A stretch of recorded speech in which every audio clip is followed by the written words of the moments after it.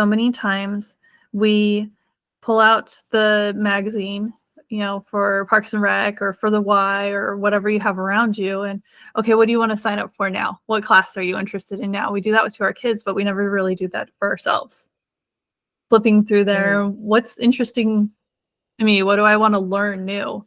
That's the biggest thing. As we get older, we tend to be afraid of learning something new, about that failing. And there's a lot of, I don't know, our own negative self-talk that happens. And people will look at me, and who cares? If you're having fun, they're going to look at you. Why don't you show them you're having fun and have them want to join you? Welcome to Imperfect Momming. Our children are constantly looking to us for examples. The term role model doesn't quite cut it here.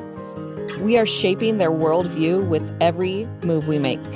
You see, it's not in the lectures we give or moments where we are actively attempting to teach them. It's in the micro movements we make, the unconscious ways in which we navigate life. We are constantly teaching our children how to show up for themselves, their friends, their future partners, and even their future children. So what can we do to ensure we are raising thoughtful, compassionate, self-aware human beings? We have to become them ourselves. No one is perfect, but we can still all be better, and it starts with self-healing. Let's get to it.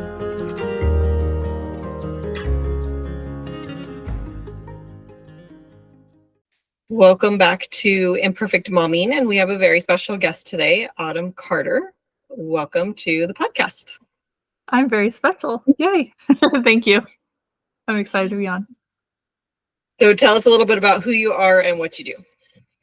Sure. I am a mom of 4 kids, and I am a life coach. I work with moms and helping them get their time back and get sanity back, rediscover themselves, because I know from my own journey and mostly from watching other moms, the losing themselves part of it.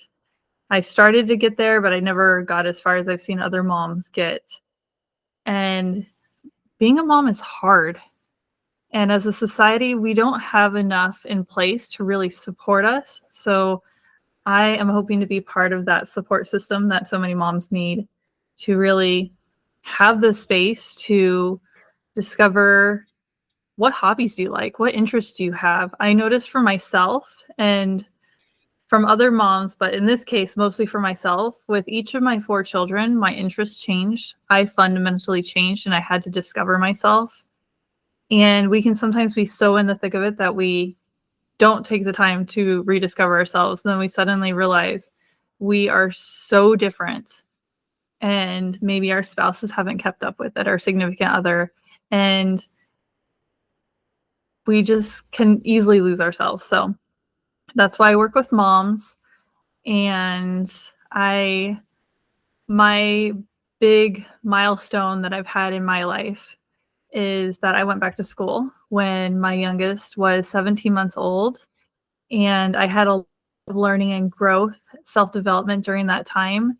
And I had to put in place a lot of systems so that I could survive while having 3 kids during my schooling years.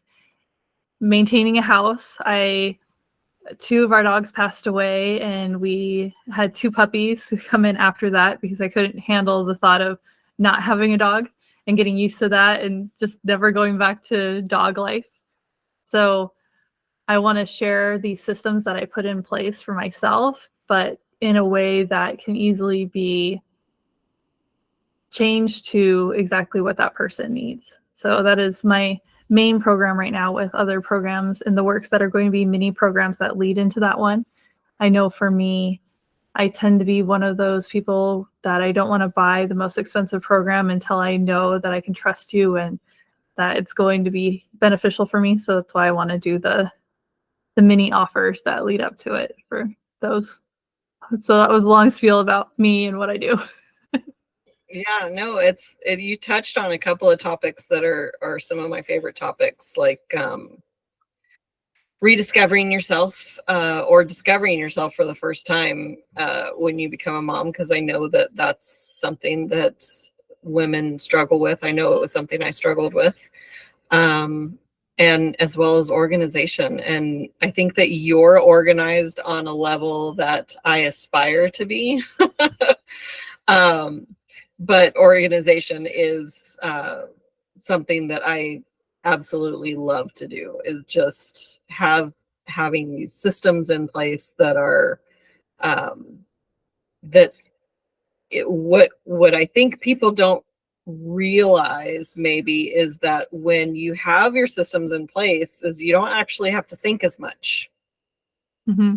Like, Very you true. can be more present in the moment because let's say you're running a business like you and I do, like that automated email is going out. You don't have to make sure that you click the button for the email to send the email or write the email and so on. Yeah. And I have that set up in my life with chores. So I have a 9.5-year-old, a 6.5-year-old, about to be 5-year-old, and a 3-year-old. The 3-year-old doesn't do much. He follows the about to be 5-year-old around. But the rest of the kids, they do a chore each morning. And there's 2 days a week where it's whatever is most bothering me in the house, their small chore they do. But on the other days of the week, this is the day of the week. This chore is what you do on that day of the week. It's very routine. So it's not something that you have to second guess. And I have those in place for our kids. My husband and I have those in place for ourselves. Like, okay, this is a routine of what we do. So you don't have to think about it. It makes it so much easier. And one of the things that I was thinking about that started this whole thing of I've always been an organized person, but I really leaned into it during my school years because you know how a baby, when they are transitioning their sleep, and sometimes they sleep for 5 minutes and sometimes they sleep for 3.5 hours. Mm-hmm. And you spend all that time going, I could do all these things. I don't know what to do. And you're stuck buffering. So then you do nothing. Like I wasted all that time. Or the time when you're looking, you have a minute and you're looking for that specific thing, like a screwdriver, and you can't find the screwdriver, right? And it's this thing that you want to fix that's ruining your life, so to speak. Like the cupboard's falling apart and that child's about to break it the rest of the way. Like you need that screwdriver to fix it. And you can't find it, and how frustrating that is. So for me in my own life, I implemented systems where this is where this lives. And as soon as I'm done with it, it's going back in that home so I can find it. And there were several fights, and by fights, it was very one-sided. So me blowing up, like, I cannot find this thing, put the tools back where they belong, husband, those type of things. So it was making those kinds of routines of as soon as we get home, this goes here, so we can find it again. So a lot of systems being put in place. I'm very system oriented, and I leaned into it because of school. And also, now that I think about it more, I started a parenting coaching program as a client becoming a coach, and realizing, taking the assessment, that the reason why I really put systems into place is my oldest. He's very much like me, where he needs the routine and the systems. And my third of the four is also the same. So it's like, well, I didn't do bad, I guess, taking the assessments and realizing these things. So yes, I am very organized. Yes, I've leaned into it, and I've seen how much it has benefited my family. And then I've taken those and implemented them in my business. And there's somebody that I follow coaching wise, and she has made me realize how much more I can automate to make my life easier. And I'm just like, ooh, okay, I could do this, I could do this, I could do this. So it's really fun to find the things that you are already strong in and how it can benefit other people as you lean into those strengths. I think it's really good and cool that you took that time to automate and organize and train the family too, because I'm very organized with myself and with my stuff. And like, there's been a couple of times where I thought, oh my gosh, where's my wallet? Because sometimes I take my wallet without my purse. And then it's like, the first place that I go is to the spot where I put my wallet, and it's always there. Whether the purse is there or not, it's always there. And like, I don't remember putting it there, but I don't ever have to wonder where my wallet is, except that I take it out of my purse sometimes and put it in, but it always goes into the spot, you know? And I'm working on training the boys, being my son and my fiance, and for the most part, it works. I think the ADD brain might be a little bit different, which I only know from watching memes of people talking about their ADD brain and how, like, if they don't see it, it doesn't exist anymore. So object permanence. And I'm like, oh, that explains you so much.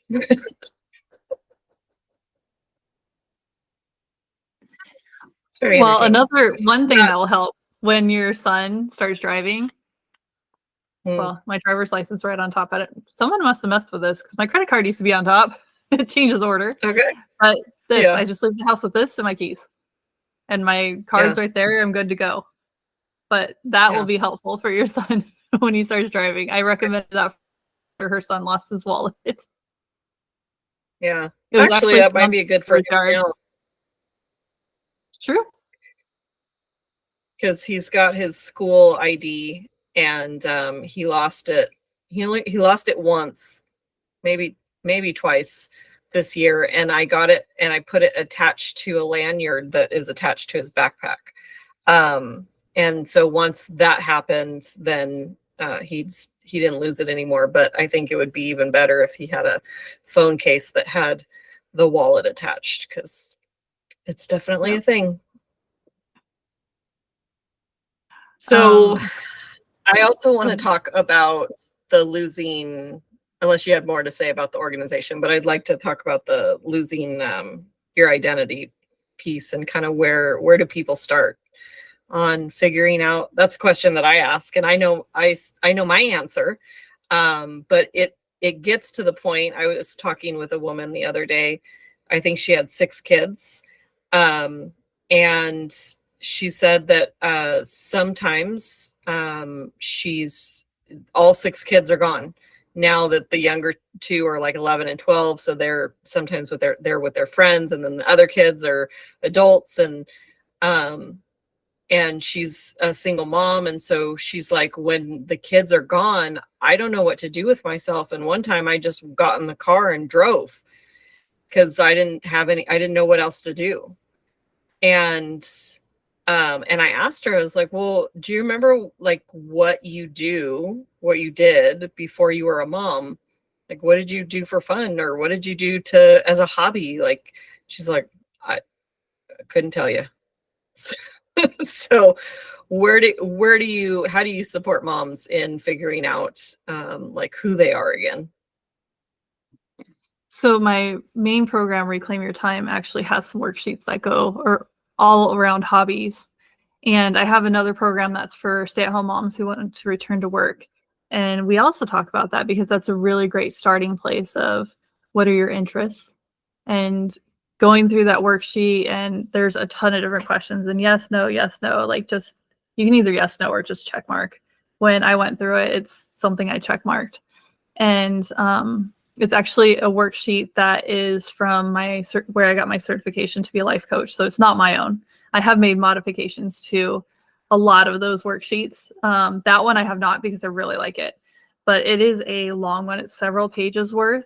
And it can feel overwhelming if you choose to feel that way about it, look at it that way. Or it can be really exciting. When I looked through it, I felt excitement to discover what my interests were and how they've changed.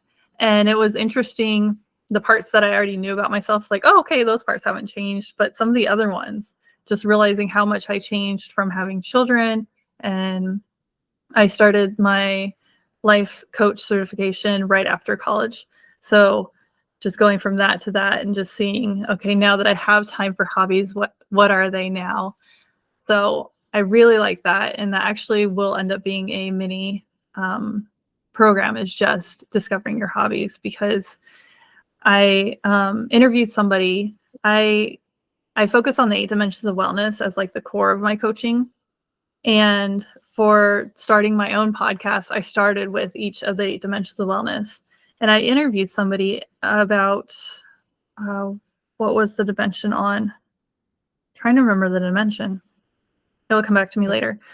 But she was talking about so many times we pull out the magazine, for Parks and Rec or for the Y or whatever you have around you. And okay, what do you want to sign up for now? What class are you interested in now? We do that to our kids, but we never really do that for ourselves. Flipping through there, what's interesting to me? What do I want to learn new? That's the biggest thing. As we get older, we tend to be afraid of learning something new, about that failing. And there's a lot of, I don't know, our own negative self-talk that happens. And people will look at me, and who cares? If you're having fun, they're going to look at you. Why don't you show them you're having fun and have them want to join you? So when she mentioned that about how we should be pulling open those flyers and what do I want to do right along with your kids, if it's at the time that your kid, so I have one in soccer right now. So maybe that's when I am reading a book that I'm want to enjoy, or maybe I'm taking a class that's nearby. I'm going to learn how to crochet or pottery. I don't know, whatever comes to mind for you. Archery, whatever. Go as far out of the box as you want to. And if you don't feel like you have time for hobbies, maybe try new things for date night. That's one thing that my husband and I try to have date night every week. And we have a huge list of all the different things that we want to try.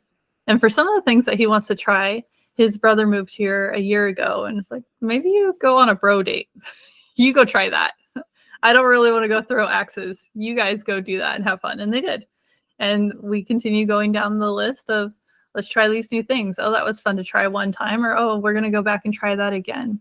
So I think there is a lot of benefit to trying new things and trying different hobbies. And you don't have to be stuck in, I always was a gardener, so I always need to be a gardener.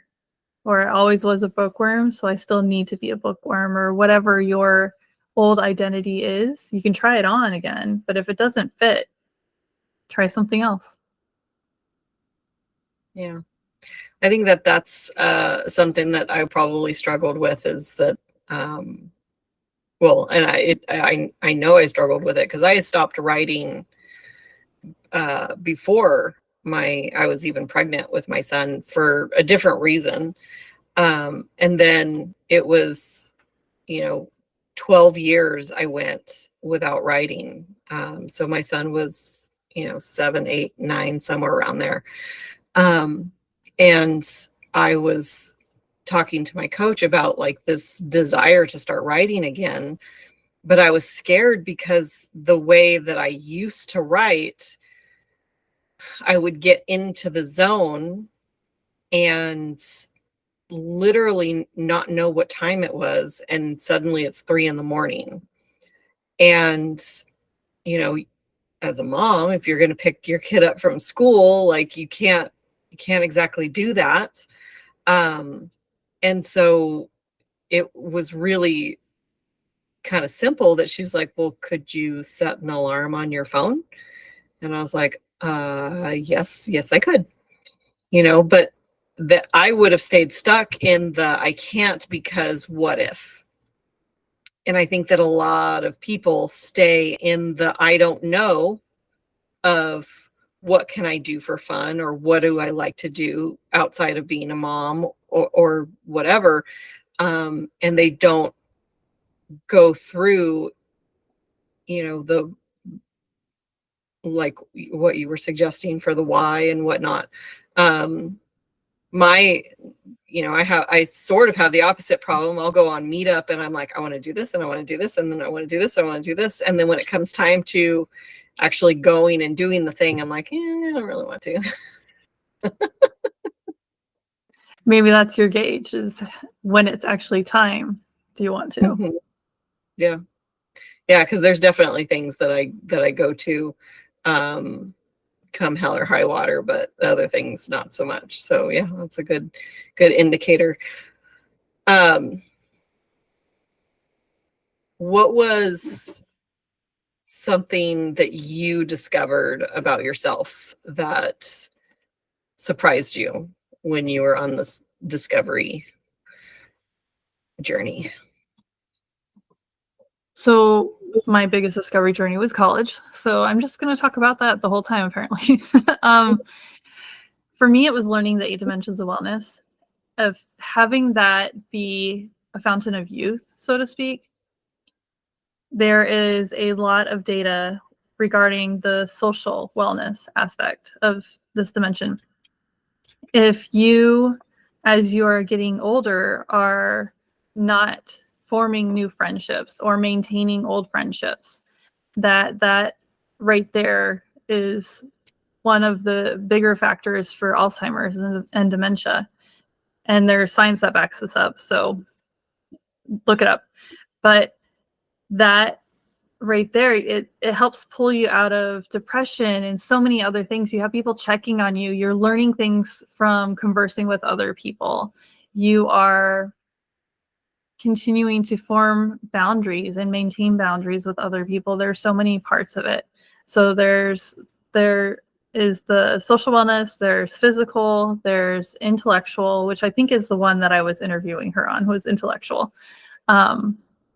There's financial, there's, I think I already said social. Anyway, there's 8, keeps growing. There's financial, yeah, spiritual.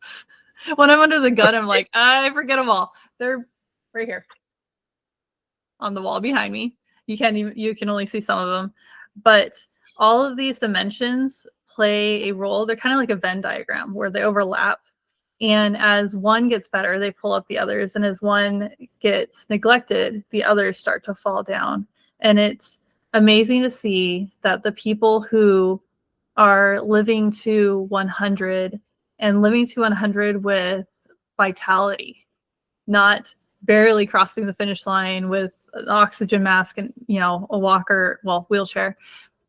So the difference with them is that they are maintaining these areas of wellness. And when I was learning about that in my degree program, it just was this huge aha moment, because I've seen elderly family members and seeing them neglect these areas, and okay, that makes sense for them. And the ones who are not neglecting these areas, seeing, okay, this is why they have so much joy, and this is why people enjoy being around them.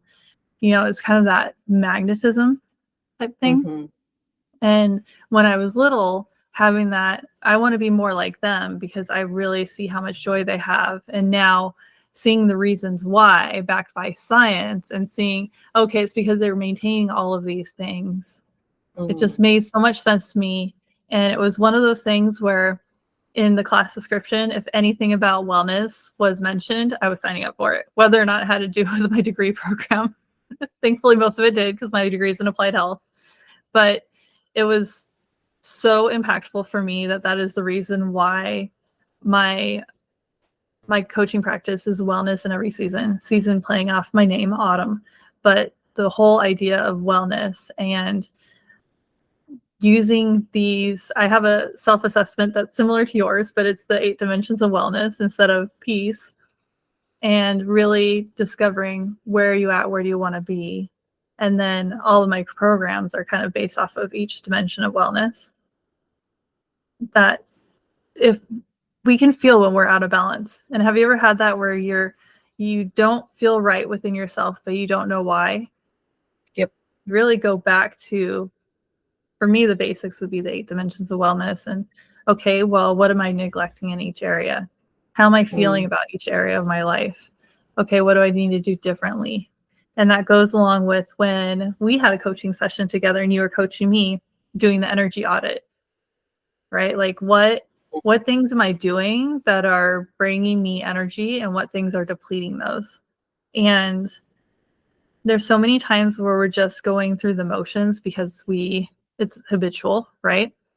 And sometimes it's such a habit that we're not pausing to realize that it's detrimental to maybe our children or our significant other or ourselves. So why are we continuing this? Why are we wasting the energy on this? Kind of one of those types of things. So Yeah. that was impactful for me, and it's still something that years later I'm still learning from and enjoying learning and enjoying sharing with other people and guiding them towards these things. So that's my very long answer. No, I love it. And I appreciate you bringing up the energy audit and like how have things been since we had our coaching session. Well, I got the stomach bug, so Okay. it slowed down some things. Not my fault. No, children. Trying to remind them, wash your hands. I did. No, with soap, with water, not with air. Anyway, little children, the joys. That actually has been really helpful for me. And going along with it, I'm looking at my notes down here that I took with you, is doing a self check-in after my kids go to bed. So right now it'd be, they just went to bed. So it'd be after this that I would do my self check-in. But that really goes along with the energy audit. And it's very helpful for me to really take that moment of, where am I at? How am I feeling? Now that I'm done taking care of everybody else and I have a moment to breathe, how was my day? What uplifted me during the day? What depleted me during the day? What can I do differently? And the coaching session with you was very timely because summer is coming. The last day is Friday for 2 of our kids. One already finished with preschool. So just really taking that time to realize they are going to be depleting me. I love my children. But there will be times when I'm trying to use the bathroom and they're barging in, or they're fighting with each other and I have to hear about it and become the referee, whether or not I decide that I want to be. So realizing that I'm going to have less energy over the summer and doing more things for me when they're in bed to replenish that energy, and implementing quiet time during certain times of the day where they're doing tasks by themselves so I can take a chance to breathe or get the house back in order from the explosion that happened, or things like that. So that was really helpful from our coaching, and that is something that I was forgetting for myself while also encouraging my clients to do these things. It's one of those things. Oops. So Even that was coaches very need. helpful. Yep. Very cool. You do. Is there a piece of advice that you want to share with moms? Stay curious instead of judgmental about yourself. I mean, yes, about other people, but about yourself. Why am I reacting this way? Why am I doing things this way? When you are in a place of curiosity, you are in a different brain space, a much healthier one. But when you're in a place of judgment, it feels heavier. And it shows up in so many ways. For instance, if you are a yeller, if you are judging yourself, you're going to be more likely to continue yelling. As much as you hate yelling, it's going to be the cycle that you can't get out of. But if you are coming from a place of curiosity and realizing it's because this child is dysregulated and then dysregulating me, okay, what do I need to put in place to help this child stay emotionally regulated? And for me to stay emotionally regulated, okay, maybe I need to talk to a therapist. Maybe I need to have some quiet time with this child where just this child and I are connecting for a certain amount of minutes every day. It comes with such clarity, this curiosity, and judgment just shuts us down. And our significant other can feel it, our children can feel it, our coworkers can feel it. But when we are asking questions with just simple curiosity, with other people, with ourselves, it just opens up this dialogue that can be so beautiful and so healing. Just realizing maybe I'm doing this thing that I don't like because of this childhood experience. Okay, why don't I take time to breathe through it, journal about it, meditate on it, pray on it, whatever your beliefs are, okay, now I can move forward. It just opens up so much more. So that is my biggest piece of advice, is curiosity over judgment. I love that. Thank you for that reminder as well. Is there a book that has been instrumental in your personal development journey as she turns around to grab it? So I follow the Mel Robbins podcast, and I really love her stuff. She's someone that she interviewed, and I'm not even all the way through the book, and it's just that impactful because I've been getting more into the woo stuff this year, like the spirituality side. I'm religious, but like getting to that other part of that dimension of wellness, realizing that I was lopsided. She interviewed, what is her? I take the cover off because children, it's just going to rip. So I take the covers off all of my books. It's Dr. Tara Stewart. It's called The Source. And she is somebody who she's PhD, and she has the science, and then she has the woo-woo, and she's putting them together. And like, this is how these things fit together. This is how affirmations fit together. This is how positive thinking fits together. So many things. I'm only this far into the book, and I'm already like, yes, I'm not the type that carries a pencil around and writes notes in the margins. I'm doing that. I decided in this book that I was going to. And like, I have all these notes of like journal prompts, so I can go back through and be like, okay, I'm going to journal about this now, and I'm going to journal about that.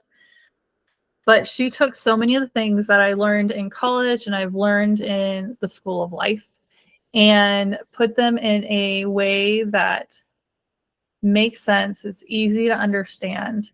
And she takes the science to back it up. She takes her life experiences. She's a coach now. Her coaching clients, their experiences, and puts it together in a way that so much of this book, I am messaging somebody that I've coached and gone, this is exactly what we've talked about. Here's a different way of thinking about it.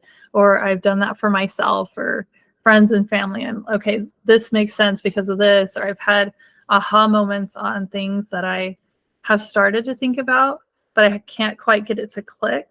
And I had one today, actually, while my daughter was in gymnastics and I was reading my book, that just like, I finally get this. This is something I've struggled with for years, where I just kind of just needed that extra little turn to like have it fully implant in my brain. So The Source, I really love her book. It's what I'm working my way through. And Dr. Tara Stewart. Yes. It's new as of this year, but it is one that I know I'm going to be using for years. And where can our listeners find you? wellnessinEverySeason.com. And I have my own podcast as well. I do solos and interview. I go back and forth every other week. And I also have a newsletter. You can find that under my website, wellnessinEverySeason.com/free resources. And I am around on social media less than I am in my newsletter. So I highly recommend my newsletter and my podcast to best be in my world. Awesome. Well, thank you so much for everything that you're doing in the world and for everything you said on the podcast as well, because you've given me some things to think about also. So I appreciate that.